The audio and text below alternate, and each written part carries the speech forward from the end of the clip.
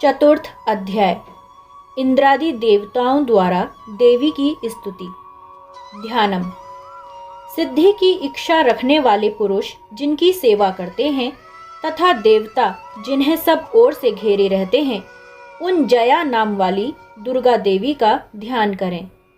उनके श्री अंगों की आभा काले मेघ के समान श्याम है। वे अपने कटाक्षों से शत्रु समूह को भय प्रदान करती हैं।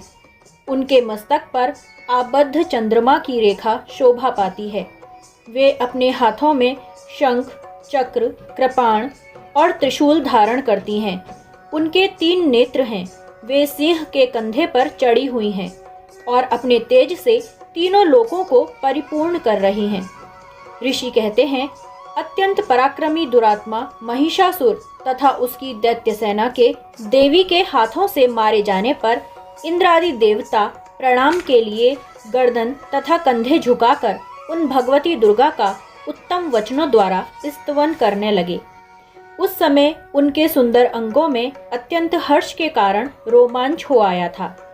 देवता बोले, संपूर्ण देवताओं की शक्ति का समुदाय ही जिनका स्वरूप है तथा जिन देवी ने अपनी शक्ति से संपूर्ण जगत को व्याप्त कर रखा है, समस्त देवताओं और महर्षियों की पूजनीय उन जगदम्बा को हम भक्ति पूर्वक नमस्कार करते हैं। वे हम लोगों का कल्याण करें। जिनके अनुपम प्रभाव और बल का वर्णन करने में भगवान शेषनाग, ब्रह्मा जी तथा महादेव जी भी समर्थ नहीं हैं, वे भगवती चंडिका का संपूर्ण जगत का पालन एवं अशुभ भय का नाश करने का विचार करें।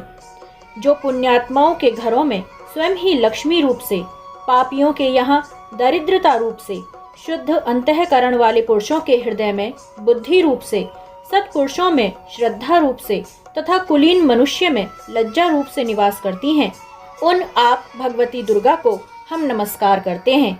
देवी, आप संपूर्ण विश्व का पालन कीजिए। देवी, आपके इस अचिंत्य रूप का, असुरों का नाश करने वाले भारी पराक्रम का तथा समस्त देवताओं और दैत्यों के समक्ष युद्ध में प्रकट किए हुए आपके अद्भुत चरित्रों का हम किस प्रकार वर्णन करें। आप संपूर्ण जगत की उत्पत्ति में कारण हैं।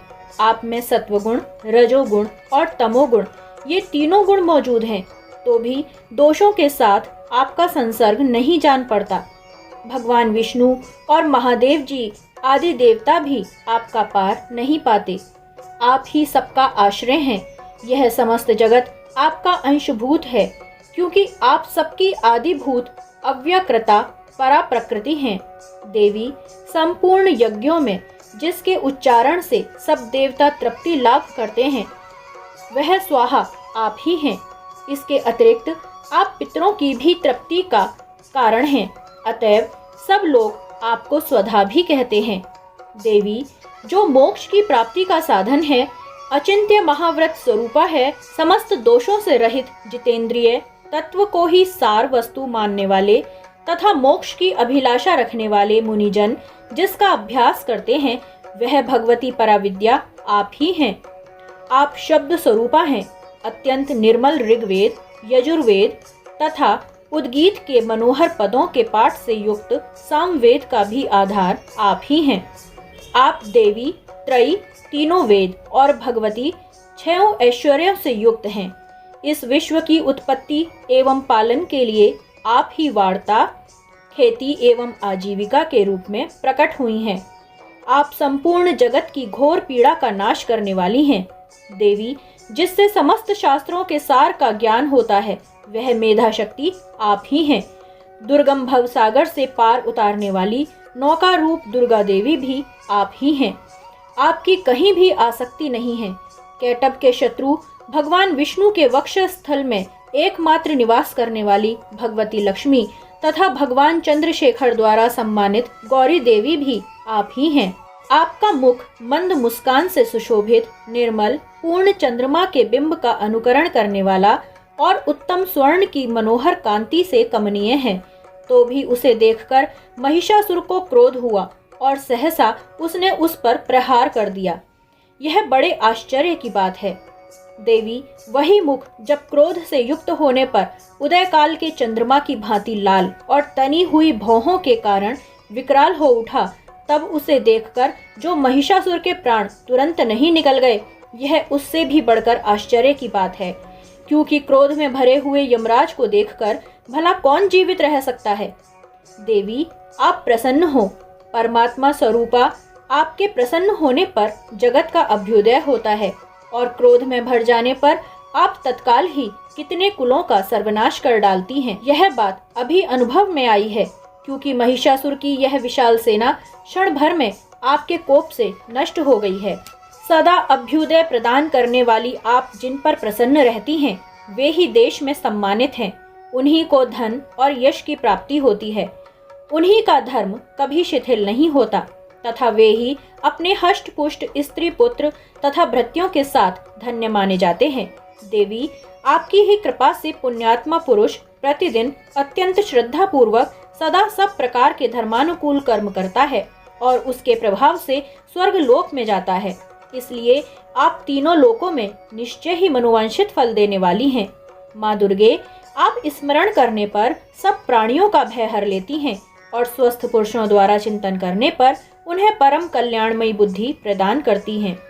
दुख, दरिद्रता और भय हरने वाली देवी, आपके सिवा दूसरी कौन है जिसका चित्त सबका उपकार करने के लिए सदा ही दयाग्र रहता हो।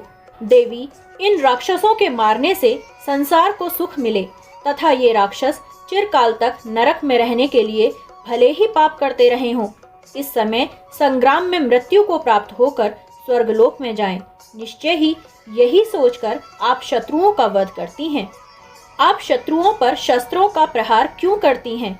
समस्त असुरों को दृष्टिपात मात्र से ही भस्म क्यों नहीं कर देती? इसमें एक रहस्य है। ये शत्रु भी हमारे शस्त्रों से पवित्र होकर उत्तम लोकों में जाएं। इस प्रकार उनके प्रति भी आपका विचार अत्यंत उत्तम रहता है। खड़ग के तेज पुंज की भयंकर दीप्ति से तथा आपके त्रिशूल के अग्रभाग की घनीभूत प्रभा से चौंधिया कर जो असुरों की आंखें फूट नहीं गईं, उसमें कारण यही था कि वे मनोहर रश्मियों से युक्त चंद्रमा के समान आनंद प्रदान करने वाले आपके इस सुंदर मुख का दर्शन करते थे। देवी, आपका शील दुराचारियों के बुरे बर्ताव को दूर करने वाला है। साथ ही यह रूप ऐसा है जो कभी चिंतन में भी नहीं आ सकता और जिसकी कभी दूसरों से तुलना भी नहीं हो सकती, तथा आपका बल और पराक्रम तो उन दैत्यों का भी नाश करने वाला है जो कभी देवताओं के पराक्रम को भी नष्ट कर चुके थे। इस प्रकार आपने शत्रुओं पर भी अपनी दया ही प्रकट की है। वरदायिनी देवी, आपके इस पराक्रम की किसके साथ तुलना हो सकती है? तथा शत्रुओं को भय देने वाला एवं अत्यंत मनोहर ऐसा रूप भी आपके सिवा और कहाँ है? हृदय में कृपा और युद्ध में निष्ठुरता, ये दोनों बातें तीनों लोकों के भीतर केवल आप में ही देखी गई हैं। माता, आपने शत्रुओं का नाश करके इस समस्त त्रिलोकी की रक्षा की है। उन शत्रुओं को भी युद्ध भूमि में मारकर स्वर्गलोक में पहुंचाया है तथा उन्मत्त दैत्यों से प्राप्त होने वाले हम लोगों के भय को भी दूर कर दिया है। आपको हमारा नमस्कार है। देवी, आप शूल से हमारी रक्षा करें। अंबिके, आप खड़ग से भी हमारी रक्षा करें तथा घंटा की ध्वनि और धनुष की टंकार से भी हम लोगों की रक्षा करें। चंडिके, पूर्व, पश्चिम और दक्षिण दिशा में आप हमारी रक्षा करें तथा ईश्वरी, अपने त्रिशूल को घुमाकर आप उत्तर दिशा में भी हमारी रक्षा करें। तीनों लोकों में आपके जो परम सुंदर एवं अत्यंत भयंकर रूप विचरते रहते हैं, उनके द्वारा भी आप हमारी तथा इस भूलोक की रक्षा करें। अंबिके, आपके कर पल्लवों में शोभा पाने वाले खड़ग, शूल और गदा आदि जो अस्त्र हों, उन सब के द्वारा आप सब ओर से हम लोगों की रक्षा करें। ऋषि कहते हैं, इस प्रकार जब देवताओं ने जगन माता दुर्गा की स्तुति की और नंदन वन के दिव्य पुष्पों एवं गंध चंदन आदि के द्वारा उनका पूजन किया, फिर सबने मिलकर जब भक्ति पूर्वक दिव्य धूपों की सुगंध निवेदन की, तब देवी ने प्रसन्न वदन होकर प्रणाम करते हुए सब देवताओं से कहा। देवी बोली, देवताओं, तुम सब लोग मुझसे जिस वस्तु की अभिलाषा रखते हो उसे मांगो। देवता बोले, भगवती ने हमारी सब इच्छा पूर्ण कर दी, अब कुछ भी बाकी नहीं है, क्योंकि हमारा यह शत्रु महिषासुर मारा गया। महेश्वरी, इतने पर भी यदि आप हमें और वर देना चाहती हैं तो हम जब जब आपका स्मरण करें तब तब आप दर्शन देकर हम लोगों के महान संकट दूर कर दिया करें। तथा प्रसन्नमुखी अंबिके, जो मनुष्य इन स्तोत्रों द्वारा आपकी स्तुति करे उसे वित्त, समृद्धि और वैभव देने के साथ ही उसकी धन और स्त्री आदि संपत्ति को भी बढ़ाने के लिए आप सदा हम पर प्रसन्न रहें। ऋषि कहते हैं, राजन, देवताओं ने जब अपने तथा जगत के कल्याण के लिए भद्रकाली देवी को इस प्रकार प्रसन्न किया तब वे तथास्तु कहकर वहीं अंतर्धान हो गईं।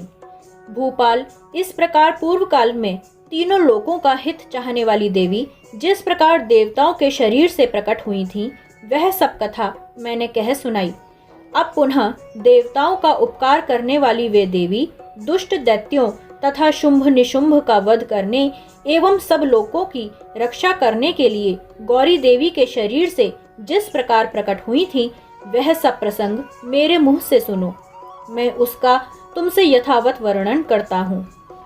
इस प्रकार श्री मार्कंडे पुराण में सावर्णिक मनवंतर की कथा के अंतर्गत देवी महात्म्य में शुक्रादि स्तुति नामक चौथा अध्याय पूरा हुआ।